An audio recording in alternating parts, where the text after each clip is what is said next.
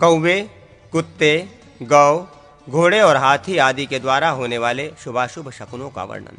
पुष्कर कहते हैं, जिस मार्ग से बहुतेरे कौवे शत्रु के नगर में प्रवेश करें, उसी मार्ग से घेरा डालने पर उस नगर के ऊपर अपना अधिकार प्राप्त होता है।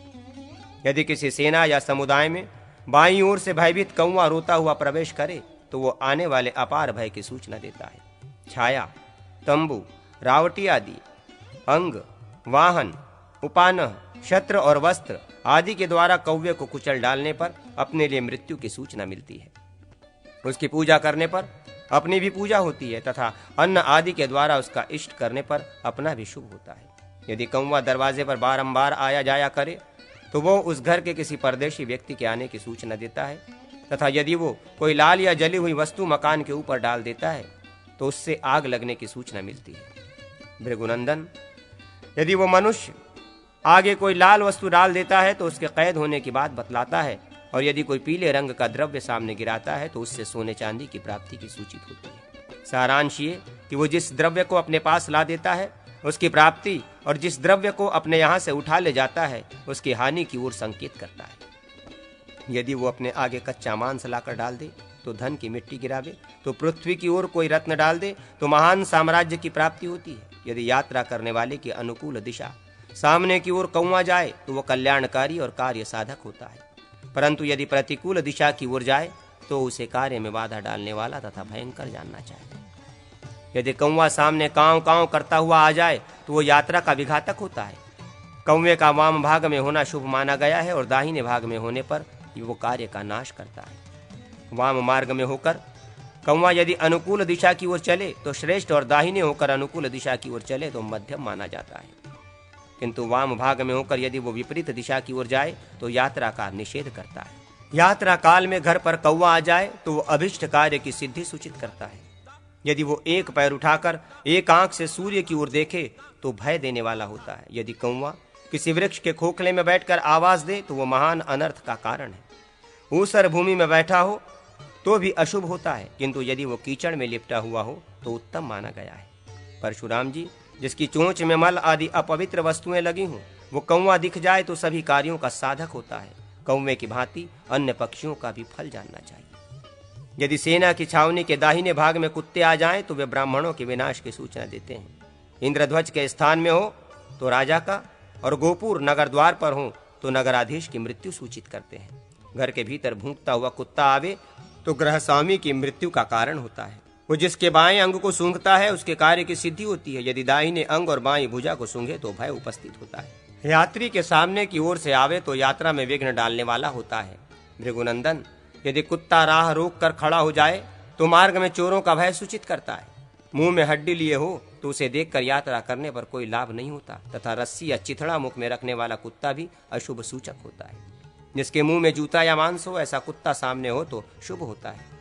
यदि उसके मुंह में कोई अमांगलिक वस्तु तथा केश आदि हो तो उससे अशुभ की सूचना मिलती है। कुत्ता जिसके आगे पेशाब करके चला जाता है उसके ऊपर भय आता है, किंतु मूत्र त्याग कर यदि वो किसी शुभ स्थान, शुभ वृक्ष तथा मांगलिक वस्तु के समीप चला जाए तो वो उसके पुरुष के कार्य का साधक होता है। परशुराम जी, कुत्ते की ही भांति गीदड़ आदि ही समझने चाहिए। यदि कौवे अकारण ही डकारने लगे हों तो समझना चाहिए कि स्वामी के ऊपर भय आने वाला है। रात में उनके बोलने से चोरों का भय सूचित होता है, और यदि वे विकृत स्वर में क्रंदन करें तो मृत्यु की सूचना मिलती है।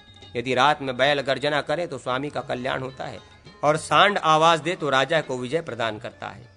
यदि अपनी दी हुई तथा अपने घर पर मौजूद रहने वाली गौवें अभक्ष भक्षण करें और अपने बछड़ों पर भी स्नेह करना छोड़ दे तो गर्भाशय की सूचना देने वाली मानी गई है। पैरों से भूमि खोदने वाली दीन तथा भयभीत गौवें भय लाने वाली होती हैं। जिनका शरीर भीगा हो, रोम रोम प्रसन्नता से खिला हो और सींगों में मिट्टी लगी हुई हो तो वे गौवें शुभ होती हैं। विज्ञ पुरुष को भैंस आदि के संबंध में भी यही सब शकुन बताना चाहिए। जीन कसे हुए अपने घोड़े पर दूसरे का चढ़ना, उस घोड़े का जल में बैठना और भूमि पर एक ही जगह चक्कर लगाना अनिष्ट का सूचक है। बिना किसी कारण के घोड़े का सो जाना विपत्ति में डालने वाला होता है। यदि अकस्मात जई और गुड़ की ओर से घोड़े को अरुचि हो जाए, उसके मुंह से खून गिरने लगे तथा उसका सारा बदन कांपने लगे तो ये सब अच्छे लक्षण नहीं है। इनसे अशुभ की सूचना मिलती है। यदि घोड़ा बगुलों, कबूतरों और सारिकाओं से खिलवाड़ करे तो मृत्यु का संदेश देता है।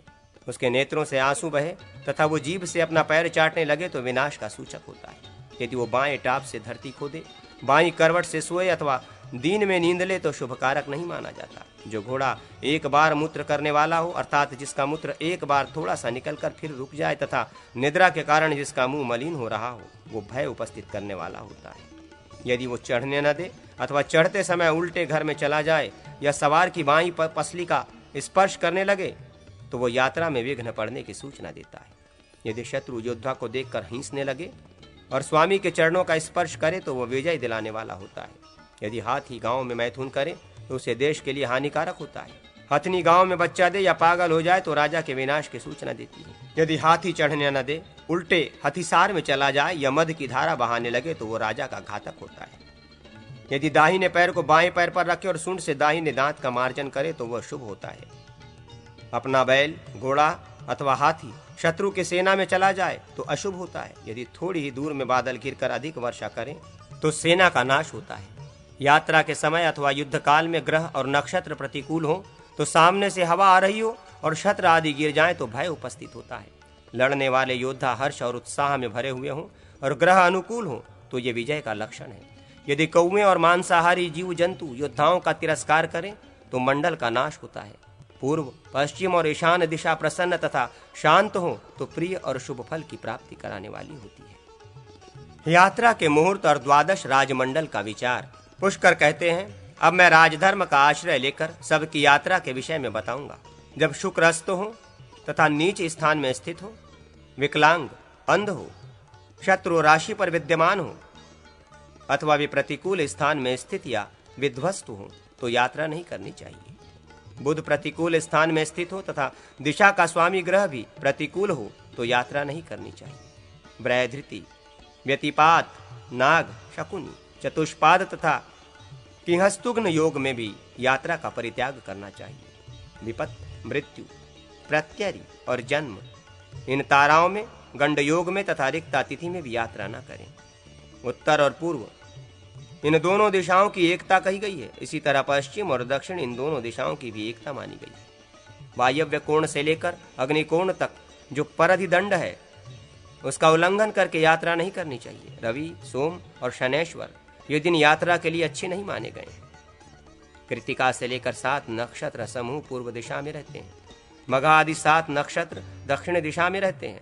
अनुराधा आदि 7 नक्षत्र पश्चिम दिशा में रहते हैं तथा धनिष्ठा आदि 7 नक्षत्र उत्तर दिशा में रहते हैं। अग्निकोण से वायु कोण तक परिधिदंड रहा करता है, अतः इस प्रकार यात्रा करनी चाहिए जिससे परिधिदंड का उल्लंघन न हो। पूर्वोक्त नक्षत्र उन दिशाओं के द्वार हैं। सभी द्वार उन दिशाओं के लिए उत्तम है। अब मैं तुम्हें छाया का मान बतलाता हूँ। रविवार को 20, सोमवार को 16, मंगलवार को 15, बुध को 14, बृहस्पति को 13, शुक्र को 12 तथा शनिवार को 11 अंगुल छायामान कहा गया है, जो सभी कर्मों के लिए विहित है। जन्म लग्न में तथा सामने इंद्रधनुष उदित हुआ हो तो मनुष्य यात्रा न करे। शुभ शकुन आदि होने पर श्री हरि का स्मरण करते हुए विजय यात्रा करनी चाहिए। परशुराम जी, अब मैं आपसे मंडल का विचार बतलाऊंगा। राजा की सब प्रकार से रक्षा करनी चाहिए। राजा, मंत्री, दुर्ग, कोष, दंड, मित्र और जनपद, ये राज्य के 7 अंग बतलाए जाते हैं। इन 7 अंगों से युक्त राज्य में विघ्न डालने वाले पुरुषों का विनाश करना चाहिए। राजा को उचित है कि अपने सभी मंडलों में वृद्धि करे। अपना मंडल ही यहाँ सबसे पहला मंडल है। सामंत नरेशों को ही उस मंडल का शत्रु जानना चाहिए। विजिगीषु, राजा के सामने सीमावर्ती सामंत उसका शत्रु है। उस शत्रु राज्य से जिसकी सीमा लगी है वो शत्रु का शत्रु होने से विजिगीषु का मित्र है।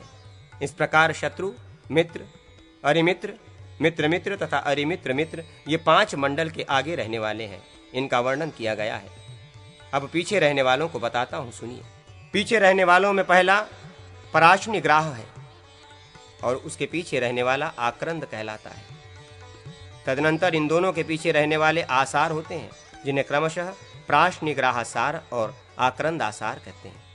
नरश्रेष्ठ, विजय की इच्छा रखने वाले राजा शत्रु के आक्रमण से युक्त हो अथवा उससे मुक्त, उसकी विजय के संबंध में कुछ निश्चय पूर्वक नहीं कहा जा सकता। विजिगीषु तथा शत्रु दोनों के असंगठित होने पर उनका निग्रह और अनुग्रह करने में समर्थ तटस्थ राजा मध्यस्थ कहलाता है।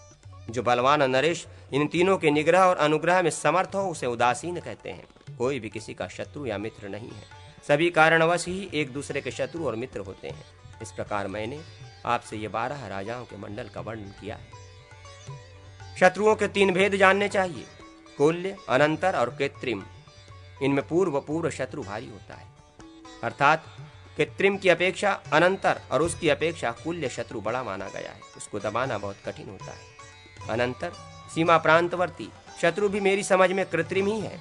पार्श्व निग्राह राजा शत्रु का मित्र होता है, तथापि प्रयत्न से वो शत्रु का शत्रु भी हो सकता है। इसलिए नाना प्रकार के उपायों द्वारा अपने पार्श्व निग्राह को शांत रखें, उसे अपने वश में किए रहें। प्राचीन नीतिज्ञ पुरुष मित्र के द्वारा शत्रु को नष्ट करा डालने की प्रशंसा करते हैं। सामंत सीमा निवासी होने के कारण मित्र भी आगे चलकर शत्रु हो जाता है। अतः विजय चाहने वाले राजा को उचित है कि यदि अपने में शक्ति हो तो स्वयं ही शत्रु का विनाश करे, मित्र की सहायता न ले, क्योंकि मित्र का प्रताप बढ़ जाने पर उससे भी भय प्राप्त होता है और प्रतापहीन शत्रु से भी भय नहीं होता। विजिगीषु राजा को धर्म विजयी होना चाहिए तथा वो लोगों को इस प्रकार अपने वश में करे जिससे किसी को उद्वेग न हो और सबका उस पर विश्वास बना रहे। दंड, उपेक्षा, माया और साम आदि नीतियों का उपयोग। पुष्कर कहते हैं, परशुराम जी, साम, भेद, दान और दंड की चर्चा हो चुकी है और अपने राज्य में दंड का प्रयोग कैसे करना चाहिए ये बात भी बतलाई जा चुकी है। अब शत्रु के देश में इन चारों उपायों के उपयोग का प्रकार बतला रहा हूं। गुप्त और प्रकाश, ये 2 प्रकार का दंड कहा गया है। लूटना, गांव को गर्द में मिला देना, खेती नष्ट कर डालना और आग लगा देना, ये प्रकाश दंड है। जहर देना, चुपके से आग लगाना, नाना प्रकार के मनुष्यों के द्वारा किसी का वध करा देना, सत्पुरुषों पर दोष लगाना और पानी को दूषित करना, ये गुप्त दंड है। भृगुनंदन, ये दंड का प्रयोग बताया गया। अब उपेक्षा की बात सुनिए।